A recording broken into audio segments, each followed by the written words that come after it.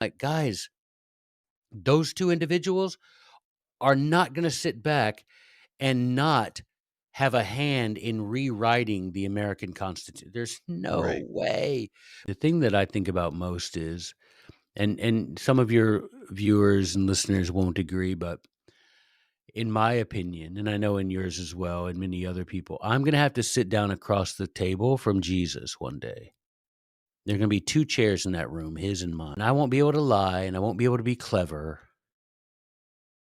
and everything I believe and think will be revealed to him, and I'll be in that place where I'll have to tell the truth, and I don't want to have to find an excuse for my bloodthirstiness. No one's heard of him, but Hugo Grotius in his book about the rights of war, he writes, "Don't forget that when you anything done in an unjust war is unjust per se itself and must be answered for before the God of the universe and must be repented of lest you be condemned for it." Now that's the type of stuff our fathers used to read, our founding fathers read, and it's and he says, "Realize that the commandment is thou shalt not kill."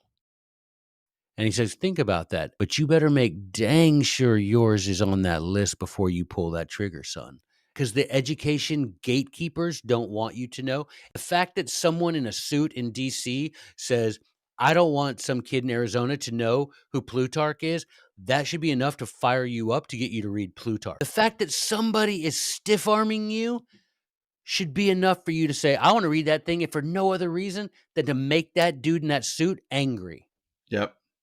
To show him that he's not the boss of me. I'm not gonna listen to what you tell me to read when I got this piece of glass in my pocket where I can read that stuff, and you don't know, that might be the hour that you're like, "Dadgum, everything I've ever been taught is a lie."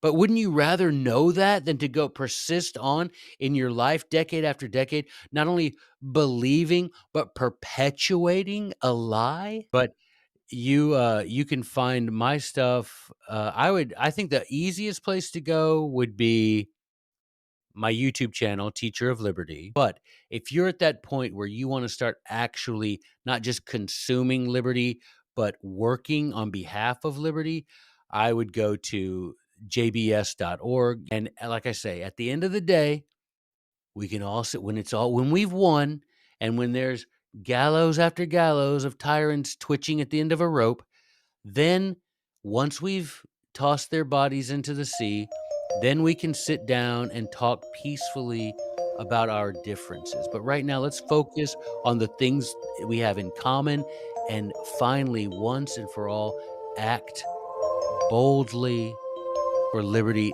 lest there come a day when we forget the glorious and charming sound.